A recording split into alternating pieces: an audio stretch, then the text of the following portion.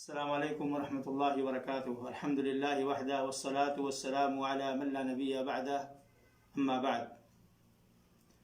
محترم ناظرین کرام، عزیز دوستوں اور ساتھیوں، یہ شعبان کا مہینہ چل رہا ہے۔ یہ مہینہ اللہ رب العالمین کے پاس بندوں کے اعمال پیش کیے جانے کا مہینہ ہے۔ اسی مناسبت سے اللہ کے نبی صلی اللہ علیہ وسلم اس مہینے میں کثرت سے روزے کا اہتمام کرتے تھے، اور اسی مہینے کی 15 تاریخ کو ایک حدیث کے مطابق اللہ تعالی ہر توحید پرست، شرک سے دور رہنے والے مسلمان جس کا سینہ کینہ، کپٹ، حسد، بغض سے پاک ہو، اللہ تعالی معاف فرما دیتا ہے۔ میرے عزیز بھائیوں، اس مہینے میں ہمیں بھی کثرت سے روزے کا اہتمام کرنا چاہیے، کیونکہ روزہ جہاں پر ایک محبوب اور اللہ کے ہاں معزز اور معظم عبادت ہے، وہیں پر میرے بھائیوں روزے دار کے منہ کی بو اللہ رب العالمین کو بہت ہی زیادہ عزیز ہے، مشک سے بھی زیادہ اللہ رب العالمین کو پیارا ہے۔ میرے بھائیوں، روزے کے بہت سارے فوائد ہیں جسے اللہ کے نبی صلی اللہ علیہ وسلم نے اپنے احادیث مبارکہ کے اندر بیان فرمایا ہے۔ یاد رکھیں میرے بھائیوں، اللہ کے لیے ہی سارے اعمال جو بندہ نیکی کرتا ہے، نیک اعمال انجام دیتا ہے، سب اللہ کے لیے ہے، لیکن اللہ تعالیٰ نے روزے کو خاص مقام اور اہمیت دیتے ہوئے اسے اپنی طرف منسوب کرتے ہوئے کہا الصوم لی وانا اجزی بہ، روزہ میرے لیے ہے، میں اس کا بدلہ دوں گا۔ اب اندازہ کریں کہ دینے والا کون ہے؟ رب الارباب ہے، رب العالمین ہے۔ وہ دینے پر اترے گا تو کتنا دے گا، ہم اور آپ اس کا اندازہ نہیں لگا سکتے ہیں۔ اسی طریقے سے میرے بھائیوں، اللہ کے نبی صلی اللہ علیہ وسلم فرماتے ہیں کہ روزہ یہ روزے دار کے لیے قیامت کے دن شفاعت کرے گا، اللہ کی بارگاہ میں سفارش کرے گا اور کہے گا کہ اے مولا، میں نے اسے دن بھر کھانے سے، پینے سے اور جائز خواہشات سے روک کے رکھا تھا، اے اللہ میری شفاعت اس کے بارے میں قبول فرما لے۔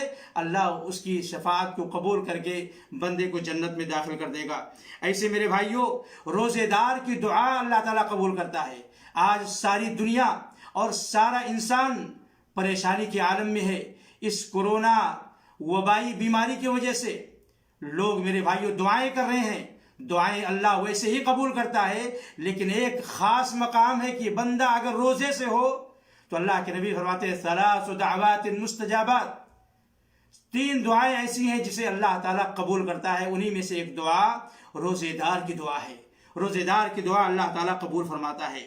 ایسے میرے بھائیوں، روزہ ایک ایسا مبارک عمل ہے کہ دنیا میں انسان کو گناہوں سے روکتا ہے، شہوات سے روکتا ہے، بری خواہشات سے روکتا ہے، اور ساتھ ہی ساتھ قیامت کے دن جہنم کے لیے بڑا ہی مضبوط قلعہ اور بہترین ڈھال ثابت ہوگا۔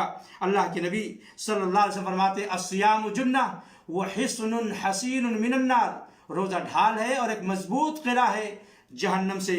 اسی طریقے سے اللہ کے نبی صلی اللہ علیہ وسلم فرماتے ہیں، حدیث ابو سعید خدری رضی اللہ تعالیٰ عنہ ہے، کہ جو بندہ روزہ رکھتا ہے، چاہے وہ جو روزہ ہو، نفلی روزہ ہو، فرض روزہ ہو، ایک روزہ کے بدلے میں اللہ تعالیٰ 70 سال کی مسافت بندے کو جہنم سے دور فرما دیتا ہے۔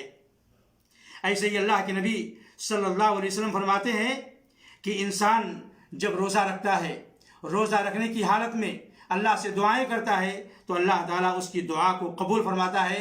اور روزہ کے بارے میں اللہ کے نبی کی ایک پیاری حدیث اپنے ذہن میں رکھیں۔ ایک صحابی نے پوچھا تھا ابو امامہ رضی اللہ تعالیٰ عنہ نے کہ اے اللہ کے نبی صلی اللہ علیہ وسلم، مجھے کوئی ایسا عمل بتلا دو جو مجھے فائدہ دے، نفع بخش میرے لیے ثابت ہو۔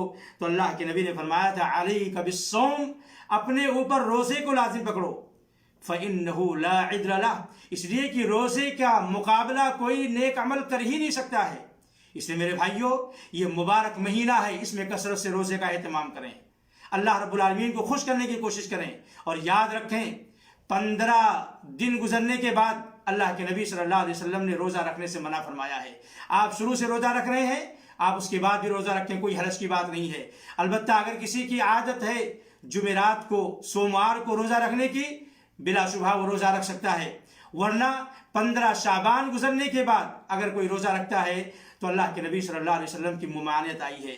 ایسے ہی رمضان سے 1 دن یا 2 دن پہلے روزہ رکھنے سے بھی اللہ کے نبی صلی اللہ علیہ وسلم نے منع فرمایا ہے۔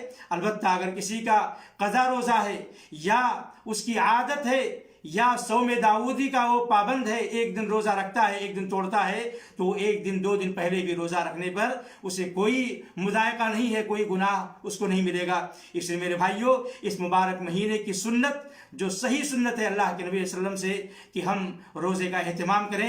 اگر اپنے نبی سے محبت کرتے ہیں، اللہ سے دعا ہے کہ ہمیں روزے کے فائدے کو سمجھنے کے بعد کثرت سے روزہ رکھنے کی توفیق عطا فرمائے، اور روزہ رکھ کر رب العالمین کے بارگاہ کو کھٹکھٹانے اور اپنے رب سے عاجزی اور بے بسی اور محتاجگی کا اظہار کرتے ہوئے دعا کرنے کی مولا ہمیں توفیق عطا فرمائے۔ وآخر دعوانا الحمدللہ رب العالمین، وصلی اللہ علی نبینا محمد وعلی آلہ وصحبہ اجمعین، والسلام علیکم ورحمۃ اللہ وبرکاتہ۔